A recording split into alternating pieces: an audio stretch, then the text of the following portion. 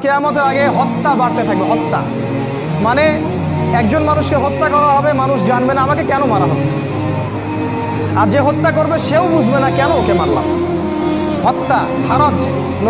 সাহাবীরা জিজ্ঞাসা করলেন, ইয়া রাসূলুল্লাহ, হারাজটা কি জিনিস? নবী সাল্লাল্লাহু আলাইহি সাল্লাম বললেন, হারাজ মানে হচ্ছে হত্যাকাণ্ড, ব্যাপক হত্যাকাণ্ড। পুরো বিশ্বের দিকে তাকায় দেখেন, খালি রক্ত আর রক্ত। ওই চায়নায় তাকায় দেখেন, আমাদের উইঘুর ভাই বোনদেরকে মেরে ফেলা হচ্ছে।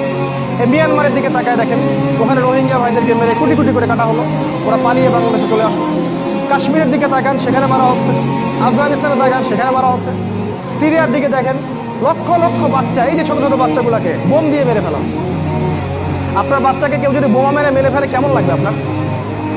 উম্মার সবাইকে আমরা নিজের মনে করতে পারি না, যে এই উম্মা আমার, এই বাচ্চাগুলো আমার, এই যুবক ভাইরা আমার ভাই, এটা মনে করতে পারি না।